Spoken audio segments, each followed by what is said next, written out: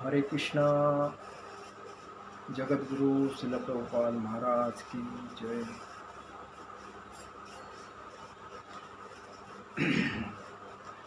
जय राधा माधव कुंज विहारी। जय राधा माधव कुंज विहारी।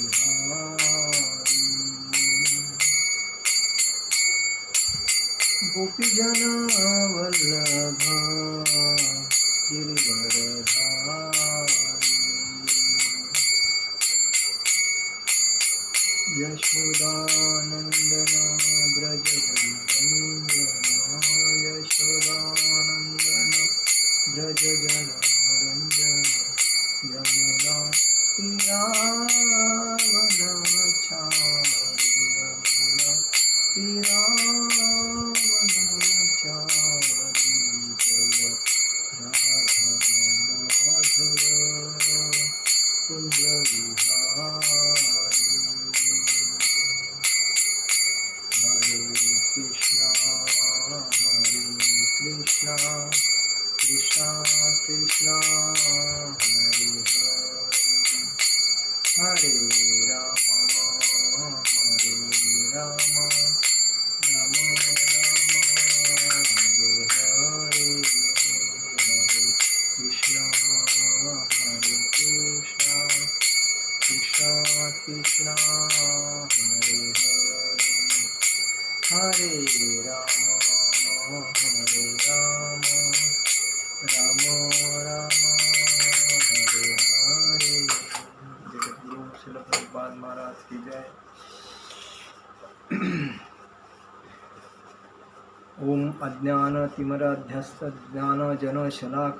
चक्षुरुन्मीलितं तस्मै श्रीगुरुवे नमः। श्रीचैतन्यमनोभीष्टस्थापितं येन भूतले स्वयं रूप कदामहं ददाति स्वतदान्तिकमहं। वन्देऽहं श्रीगुरु श्रीयुतपकमल श्रीगुरुवैष्णवांच। श्रीरूप साग्रजात सहगण रघुनाथान्वित संजीवं।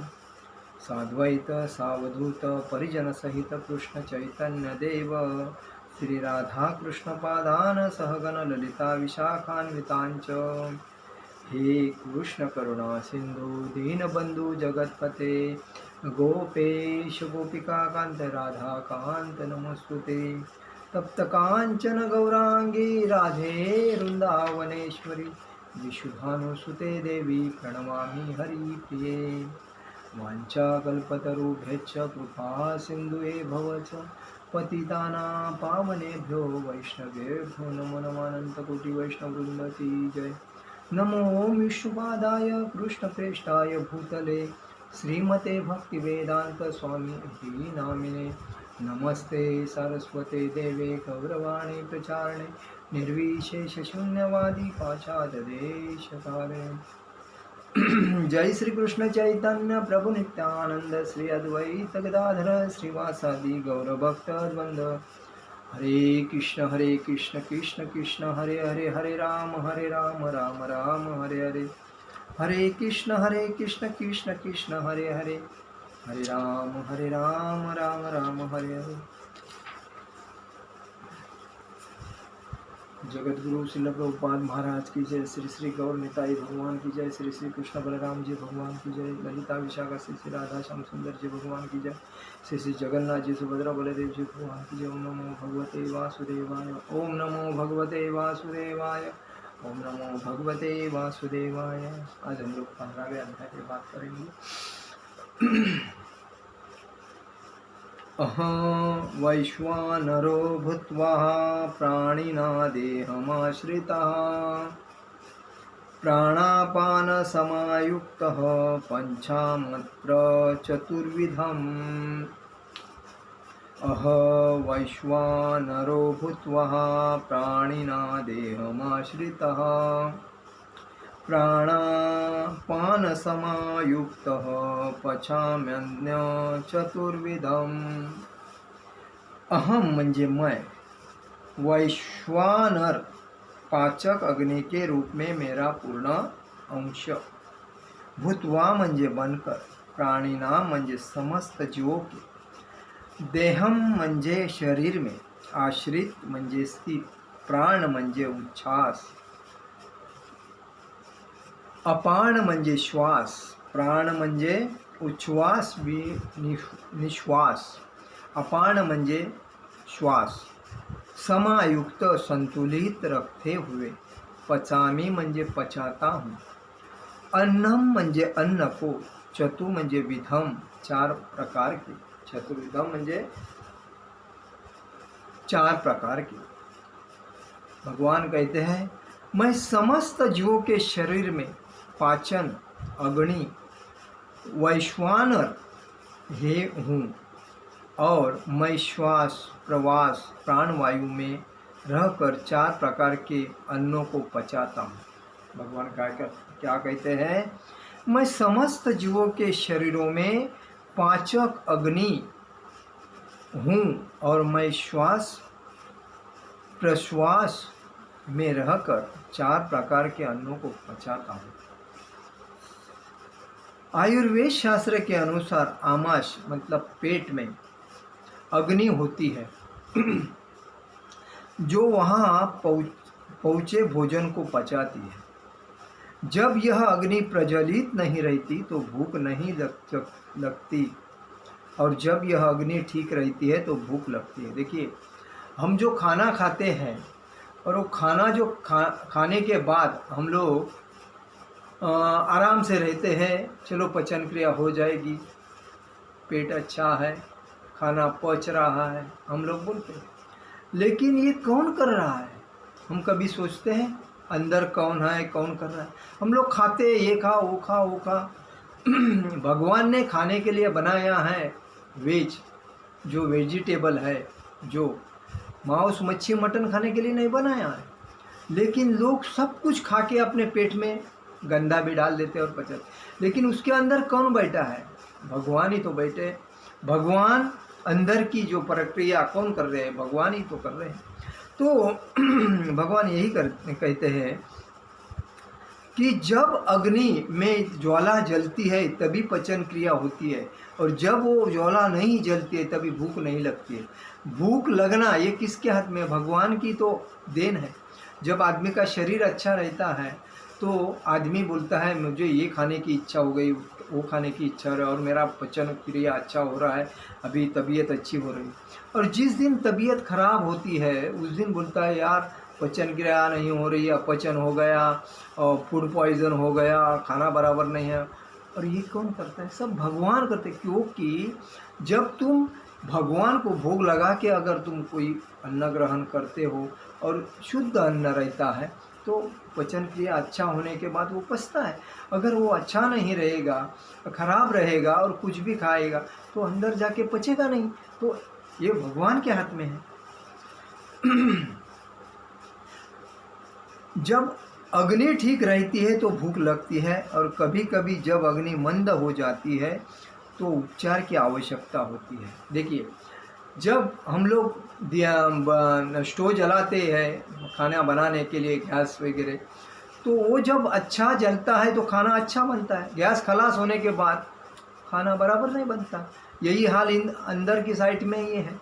लेकिन हमें समझना चाहिए कि हमें क्या करना है।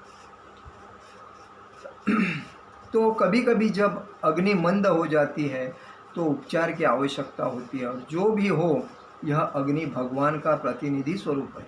क्या है? भगवान का प्रतिनिधि स्वरूप है। जो अग्नि अंदर है, जो खाना पचाती है, जो ब्लड बनाती है, वो कौन? भगवान का प्रतिनिधि है।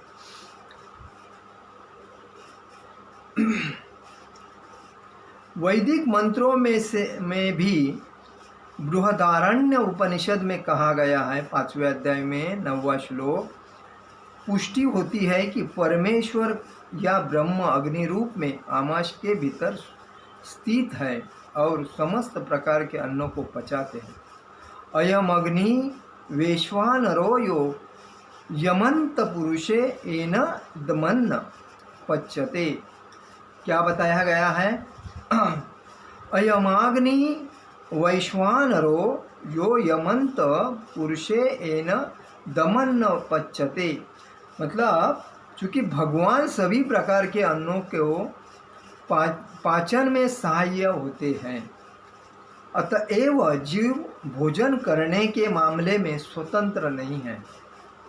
जब तक परमेश्वर पाचन में उसकी सहायता नहीं करते तब तक खाने की कोई संभावना नहीं है। देखिए, हम लोग कभी कभी भर पेट खाते हैं और पेट भरने के बाद बोलते हैं ओ यार पेट बहुत तुडुम्ब हो गया है, अभी मुझे कोई भूख नहीं है। इसका मतलब क्या है? वो जो आपने जो भी खाया है उसको अंदर पचन क्रिया जो करने का काम वो भगवान का है। वो भगवान ही तो पचन क्रिया करते हैं। डाइजेशन जो होता है अच्छी तरह अंदर का जो आपका क्रिया जो गर्म होता है, आग जलती है, तो उसमें जो खाना जाने के बाद जब आदमी खाता है तो वो खाना अच्छी तरह हजम होने के बाद उसका ब्लड वगैरह होके तबीयत अच्छी रहती है। और वो खाना खाने के बाद तुरंत पानी पिया जाता है तो जो अग्नि होती है, तो अग्नि जलते हुए अग्नि में पानी डालने के बाद क्या होती है? अग्नि बुझ जाती है। वैसा ही खाना खाने के बाद डॉक्टर भी कहते हैं खाना खाने के बाद 1 घंटे के बाद पानी पीना चाहिए। लेकिन लोग क्या करते हैं? खाना खाते हैं तुरंत पानी पी लेते हैं और तुरंत पानी पीने के बाद वो खाने का विष बन जाता है। विष बनता है, इसका मतलब क्या होता है कि खाना जो आग जलती है वो आग बुझ जाती है और खाना अलग मतलब अपचन में जाता है और बाद में आदमी को पेट में तकलीफ होती है। इसीलिए कभी भी खाना खाना है तो आराम से खाइए, पानी 1 घंटे के बाद पीना है। अगर चाहिए तब थोड़ा सा पानी पी सकते हैं, लेकिन ज़्यादा पानी पीने से खाना अपचन हो जाता है। और इसीलिए भगवान कहते हैं वो जो आमाश है उसमें जो अग्नि जलाने का काम मैं करता हूँ, और वो जब अग्नि जलती है तभी आप जो खाना खाते हैं वो उसका पचन क्रिया होती है और पचन होने से बाद आपकी तबीयत अच्छी हो जाती है। तब तक खाने की कोई संभावना नहीं है। इस प्रकार भगवान ही अन्न को उत्पन्न करते हैं और वे ही पचाते हैं और उनकी ही कृपा से हम जीवन का आनंद उठाते हैं। देखिए, ये सृष्टि में जो पौधे हैं, जो खेती बनाते हैं, सब कुछ है, उसको भी भगवान ही बनाते हैं।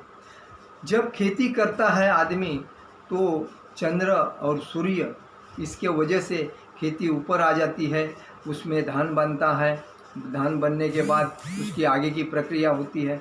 ये सब कौन कर रहा है? और खाना जो बनाने को जो बुद्धि देते हैं वो कौन देता है? भगवान ही तो देते हैं। और जो गेहूँ चावल जो है, ये अलग अलग जो सब्जियां हैं, ये सब बनाने का काम किसका है? इंसान करता है, लेकिन उसको बनाने का काम चंद्र और सूर्य के तेज के वजह से तो बनता है। तो चंद्र सूर्य कौन है? भगवान के रूप है और वो एक्चुअली बनाते हैं, वही हम लोग खाते। तो इसका मतलब ये सृष्टि का पूर्णता चक्र भगवान के हाथ में होते हुए हम लोग भगवान को मानना नहीं चाहते। भगवान किसी बंधु साधु बाबा को मानते हैं, कोई अपना फायदा करके देता है उसको भगवान मानते हैं और हम भगवान बोलते हैं उसको। क्या है मतलब? लोग कितने मूर्ख है। तो ये सब सृष्टि में जो भी खाने की चीज़ जो बनाई है वो किसने बनाई है? भगवान ने तो बनाई है।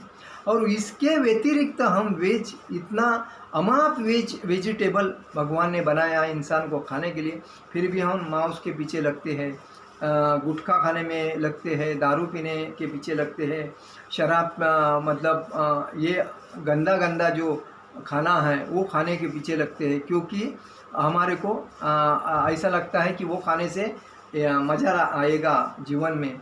ऐसा करके अपनी बुद्धि भ्रष्ट करके अपने आप को खुद को मूर्ख बना के अपना जीना जीते हैं। तो ये गलत है। तो इसको हर आदमी ने रोकना चाहिए। और जो वेज है उसको खा के अपनी तबीयत आराम से, जो वेज खाता है उसकी बुद्धि सतेज रहती है, आरोग्य सतेज रहता है, आरोग्य शुद्ध रहता है और उसको विचार अच्छे आते हैं। और दूसरी बात, वो उसको बीमारी ज़्यादा नहीं होती। और जो मांस मच्छी मटन जो खाता है उसको ज़्यादा बीमारी पकड़ती है और ज़्यादा उसके अंदर रोग तैयार होते हैं। इसीलिए कभी भी आदमी ने वेज खाना चाहिए और वेज ही रहना चाहिए। और ये सब बनाने वाले भगवान हैं, पचाने वाले भगवान हैं और तबीयत अच्छा करने वाले भी भगवान ही हैं। वेदांत सूत्र में पहले अध्याय में दूसरा श्लोक भी इसकी पुष्टि हुई है। शब्दादिभूत प्रतिष्ठानांच, भगवान शब्द के भीतर, शरीर के भीतर, वायु के भीतर तथा यहाँ तक कि पाचन शक्ति के रूप में आमाश में भी उपस्थित है। देखिए भगवान कहाँ कहाँ उपस्थित है वो बताया है। भगवान शब्द के, जो हम लोग शब्द लिखते हैं, पढ़ाई करते हैं, उस शब्द का जो अर्थ है वो भी भगवान से जुड़ा है। शब्द के भीतर भगवान का रूप, शरीर के भीतर भगवान का रूप, वायु के भीतर हवा जो चलती है उसके भी भीतर भगवान का रूप, तथा जो अपन ग्रहण करते हैं, अन्न ग्रहण करते हैं, वो पचाने के अंदर भी, आमाश के अंदर भी भगवान का ही रूप है। भगवान आमाश में भी उपस्थित है। अन्न 4 प्रकार का होता है। अन्न कितने प्रकार का होता है? 4 प्रकार का होता है। कुछ निकले जाते हैं, पानी है। कुछ चबाए जाते हैं, भोज्य है। कुछ चाटे जाते हैं, लेह है।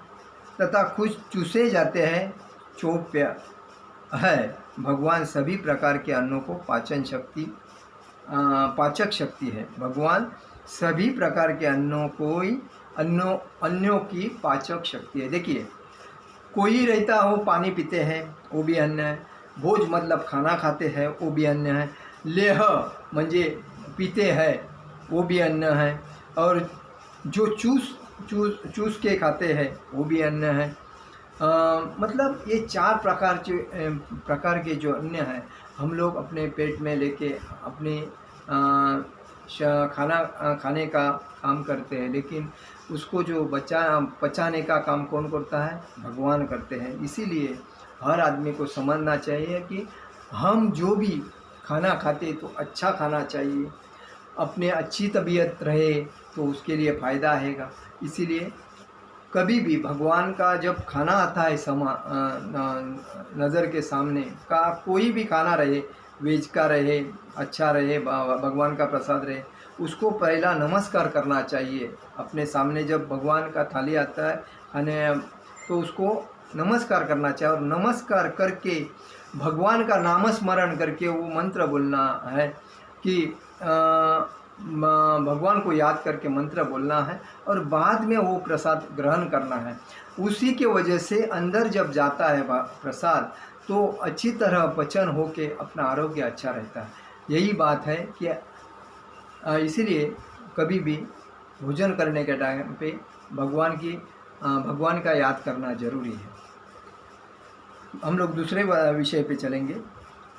सर्वस्तचः हदि सन्निविष्टो मत स्मृति ज्ञानमपोहनच वैदच्छ सर्वैरहमेव वेभ्यो वेदान्तकृति देव विदेव चाहम्। सर्वस्तचः हदि सन्निविष्टो मत स्मृति ज्ञानमपोहनच वेदेच्छ सर्वैरहमेव वेद्यो वेदांत कृदेव विवेदेव चाहम्। समस्त मैं प्रत्येक जीव के हृदय में आसीन हूँ। भगवान क्या कहते हैं? मैं प्रत्येक जीव के हृदय में आसीन हूँ, और मुझसे ही स्मृति मतलब जो ज्ञान बुद्धि जो है, मुझसे ही स्मृति ज्ञान तथा विस्मृति होते हैं। मतलब शुद्ध नाश मतलब ज्ञान, और विसर मतलब ये बोलते हैं ना, मैं भूल गया, भूल, ये भी सब भगवान की होती है। मैं ही वेदों के द्वारा जानने योग्य हूँ। वेद भी भगवान के ही है, भगवान से ही होते हैं। निसंदेह मैं वेदांत का संकलन करता हूँ तथा समस्त वेदों का जानने वाला हूँ। देखिए वेद भी भगवान से ही है, और उनका संकलन मतलब जो बताने का काम भी उनका है, और वो जानने वाले भी वही है, वो समझाने वाले भी वही है, उसका अर्थ भी बताने वाले वही है, सब कुछ है। परमेश्वर परमात्मा रूप के प्रत्येक जीव के हृदय में स्थित है, और उन्हीं के कारण सारे कर्म प्रेरित होते हैं। जीव अपने विगत जीवन की सारी बातें भूल जाता है। जीव अपनी सारी बातें भूल जाता है, लेकिन भगवान कभी अपनी बातें नहीं भूलते। लेकिन परमेश्वर निर्देशानुसार कार्य करना होता है, जो उसके सारे कर्मों का साक्षी रहता है। भगवान संपूर्ण कार्य के साक्षी रहते हैं हर इंसान के, क्योंकि इंसान का जो हृदय में जो आत्मा अंश है, तो 84 लक्ष योनि घूम के आया है। तो भगवान को मालूम है पिछले टाइम आप कौन थे, अभी क्या है, आगे जाके तुम्हारा क्या होगा, तुम्हारे ऊपर डिपेंड करता। अतएव वह अपने विगत कर्मों के अनुसार कार्य करना प्रारंभ करता है। इसके लिए आवश्यक ज्ञान तथा स्मृति उसे प्रदान की जाती है। कोई भी काम करने के टाइम पे अगर आपको बुद्धि होती है तो वो कौन देता है? बुद्धि भगवान ही देते हैं। और आपका अगर काम नहीं करना है और आपको मतलब भूल करना है, तो उसको भुलाता है कौन है? भगवान ही भुलाता है। इसीलिए कोई भी काम करने के टाइम पे भगवान के साथ संबंध रख के नारियल फल अगरबत्ती लगा के कुछ मीठा रख के भगवान से प्रार्थना की जाती है। भगवान मैं ये आपकी वजह से ही कर रहा हूँ, आप सहकार्य करो, ऐसा बोला जाता है। और उसी में भगवान उसको सपोर्ट करते हैं। इस प्रकार भगवान न केवल सर्वव्यापी है, अपितु वे प्रत्यक्ष हृदय में अंतर्यामी भी है। वे विभिन्न कर्म फल प्रदान करने वाले हैं। वे न केवल निराकार ब्रह्म तथा अंतर्यामी परमात्मा के रूप में पूजनीय हैं, अपितु वे वेदों के अवतार के रूप में भी पूजनीय है। देखिए, वेदों के अवतार के वेद भी भगवान ही हैं, भगवान के मुँह से ही निकले हैं, तो भगवान ही हैं, वो भी पूजनीय हैं। वेद लोगों को सही दिशा बताते हैं, जिससे वे समुचित ढंग से अपना जीवन ढाल सके और भगवान के धाम को वापस जा सके। देखिए, वेद में जो भी बताया है भगवान ने बताया है, और वो उसको पढ़ के अगर उसका अनुकरण करेंगे तो हर आदमी अपना योग्य मार्ग से भगवान धाम जा सकता है। वेद भगवान कृष्ण विषयक ज्ञान प्रदान करते हैं और अपने अवतार व्यासदेव के रूप में कृष्ण की वेदांत सूत्र के संकलन करता है। व्यासदेव द्वारा श्रीमद् भागवत के रूप में किया गया वेदांत सूत्र का भाष्य वेदांत सूत्र की वास्तविक सूचना प्रदान करता है। भगवान इतने पूर्ण है कि बद्ध जीवों के उद्धार हेतु के वे उसके अन्न के प्रदाता एवं पाचक है। देखिए, भगवान ने वेद बनाया इंसान को समझने के लिए और उसका अनुकरण करने के लिए।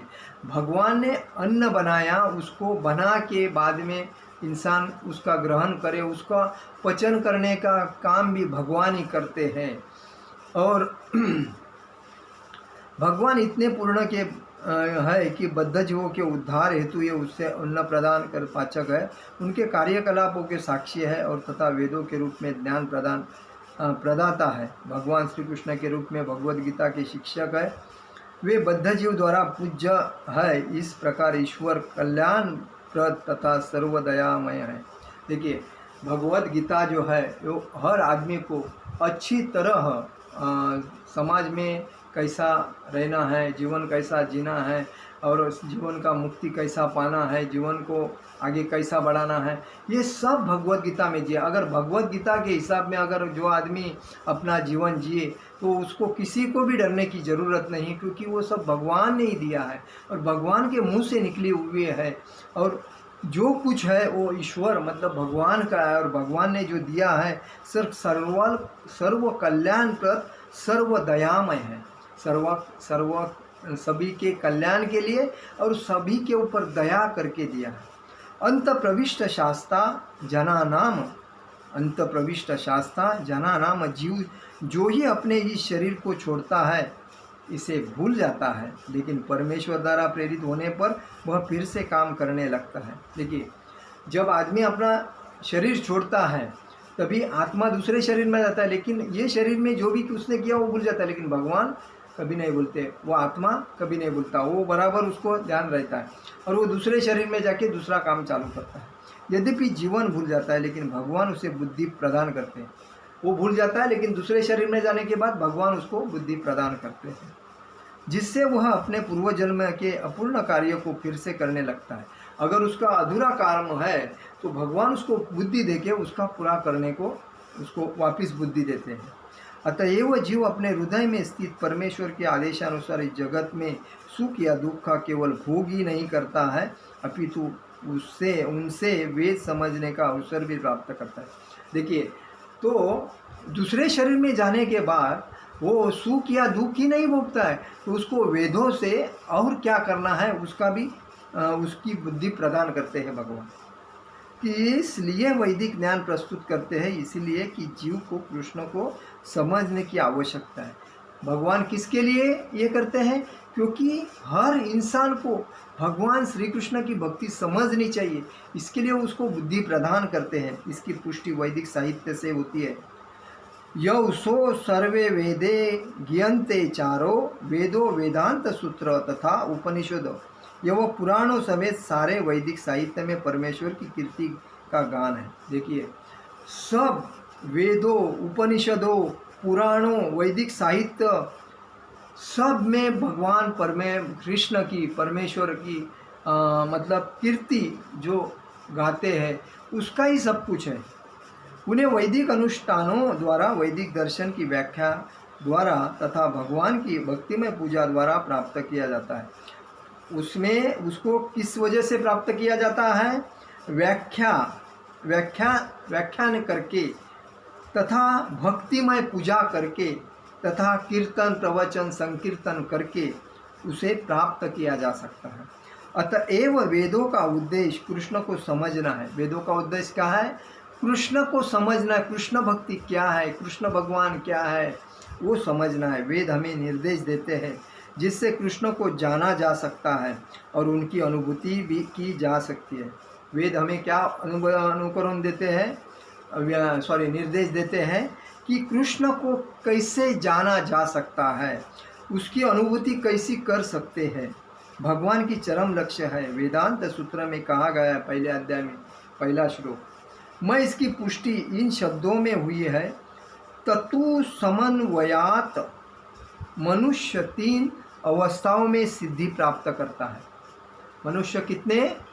3 अवस्था में सिद्धि प्राप्त करता है। वैदिक साहित्य के ज्ञान से भगवान के साथ अपने संबंध को समझ जा सकता है। वैदिक साहित्य के ज्ञान से भगवान के साथ अपने संबंध को समझा जा सकता है। विभिन्न विधियों को संपन्न करके उन तक पहुंचा जा सकता है।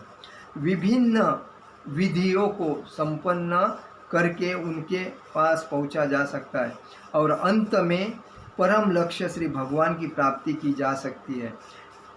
अंत में लास्ट क्या है?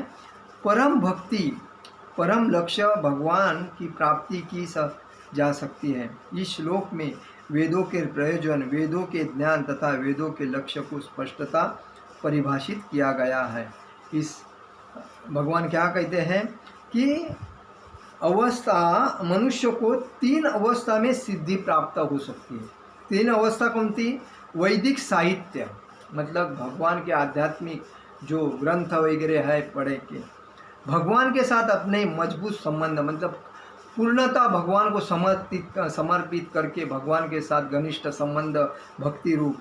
विभिन्न विधियाँ संपन्न करके, मतलब विधि, जो विधि होते हैं, जो ये पूजा विधि वगैरह, तो विधियों से ही भगवान से संबंध प्राप्त कर सकते हैं। इस 3 प्रकार से भगवान से हमें सिद्धि प्राप्त मिल सकती है। इसीलिए कहा गया है कि भगवान की भक्ति सर्वश्रेष्ठ है, और वो भी कृष्ण भगवान की। परम पुरुषोत्तम भगवान श्री कृष्ण, यही सब कुछ है, इससे दूसरा कोई नहीं। देवता, ये भी 33 कोटि देवता है, वो भी आपको कुछ प्रदान नहीं कर सकते हैं। उनके भी आदि, मतलब सर्वश्रेष्ठ कौन है? श्री कृष्ण भगवान है। और जो जितने देवता है, 33 कोटि देवता, ये भगवान के अंदर में काम करते हैं। जो ब्रह्मदेव रहे, भगवान भोलेनाथ रहे, गणपति बप्पा रहे, और भी कोई सूर्य, चंद्र, वायु, ये सब देवता जो है ये भगवान के अंडर में काम करते हैं। और इसीलिए हमें समझना चाहिए कृष्ण भक्ति सर्वश्रेष्ठ है, और कृष्ण भक्ति करने के लिए हमें बाकी भगवान की कोई भी भक्ति नहीं करनी चाहिए, क्योंकि सब कुछ कृष्ण भगवान ने हमें दिया है। जन्म से लेके मृत्यु तक जो हम लोग चाहते हैं, जो हम पाते हैं और जो हम करते हैं, वो भगवान जो बुद्धि देते हैं, भगवान के वजह से ही हमको बुद्धि प्रवृत्त होती है और हम लोग विचार करते हैं, उसका अनुकरण करते हैं, उसको प्राप्त करते हैं। तो इसीलिए सर्वश्रेष्ठ भगवान की भक्ति है। आज पूर्णिमा है और इस पूर्णिमा के दिन में हमें अच्छा सीखने को मिल रहा है कि सर्वश्रेष्ठ भगवान की संकीर्तन, प्रवचन, हरे कृष्ण महामंत्र, हरे कृष्ण कृष्ण कृष्ण हरे हरे, हरे राम राम राम हरे हरे, और लोगों को जो भक्ति में लाने की प्रवृत्ति वो भी प्रचार करना चाहिए। और जो भी प्रचार करते हैं उसमें से 100 लोगों से प्रचार किया और उसमें से 10 लोग भी अगर भक्ति में आ गए तो भी भगवान की भक्ति उनको फ़ायदा मिलता है, आपको भी पुण्य मिलता है। इसलिए भक्ति में लोगों को भी लाना चाहिए और भक्ति का जो प्रचार है वो बढ़ता जाना चाहिए। हम अगर भक्त है, कृष्ण भक्त, तो लोगों को मालूम नहीं कृष्ण भक्त क्या है, किसी को ये भी मालूम नहीं कृष्ण भगवान है, ये भी मालूम नहीं है। तो ऐसे अज्ञान लोगों को भगवान के बारे में बताना जरूरी है। और दूसरी बात, आज जो समाज में धर्म के नाम पे जो विटंबना करते हैं, ये क्रिश्चियन, ये मुस्लिम, इन लोगों को ये समझना चाहिए क्रिश्चियन धर्म और मुस्लिम धर्म, ये धर्म 1400 और 2000 साल 20,000 साल पहले आए हैं। 1400 साल और 2000 साल पहले आए हैं, 20,000 साल पहले, 20,000 साल पहले। लेकिन हिंदू धर्म करोड़ों सालों से चालू है और करोड़ों सालों से जो हिंदू धर्म है वो सर्वश्रेष्ठ है। जब आदमी जन्म होता है जिस आदमी का, तो भगवान जब अंदर जो बच्चा पेट के अंदर माँ के गर्भ में रहता है, तभी वो दया याचना भगवान से करता है, भगवान मुझे बाहर निकालो इस गंदगी से, मैं आपकी भक्ति करूँगा। और जो बाहर आने के बाद उसको मुस्लिम वाले बोलते हैं ये मुस्लिम है तो उसको विधि करके मुस्लिम बनाते हैं, क्रिश्चियन वाले बोलते हैं ये क्रिश्चियन का है तो उसका विधि करके उसको क्रिश्चियन बनाते हैं। लेकिन वो जन्मतः पैदा होता है तो कौन होता है? हिंदू होता है। लेकिन ये लोगों को, मूर्ख लोगों को समझता नहीं और अपने स्वार्थ के लिए जात पात बना के ये लोग बाद में लोगों को अपने तरफ खींचते हैं और ये बहुत बड़ा अपराध है, बहुत बड़ी पाप है। लेकिन इसको रोकना हर आदमी ने जरूरी है, क्योंकि सर्वश्रेष्ठ सनातन धर्म हिंदू धर्म, इसमें राम भगवान जन्म हुए, कृष्ण भगवान जन्म हुए, बहुत महाराज लोग, संत महांत इस हिंदू धर्म में जन्म हुए, सनातन हिंदू धर्म में जन्म हुए और उन्होंने कृष्ण भक्ति ही की है, बाकी किसकी भक्ति की नहीं।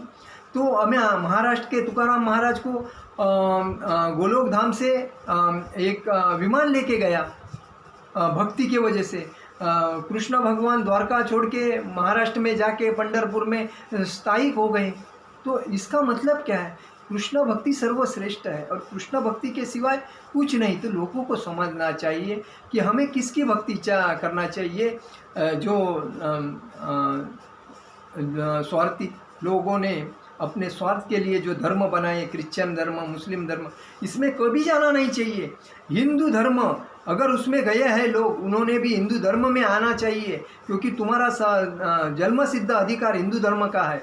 तो तुम हिंदू धर्म में स्वीकार करो और हिंदू के वजह से सनातन धर्म को प्राप्त करके कृष्ण भक्ति में आ जाओ और अपना जीवन सफल करो।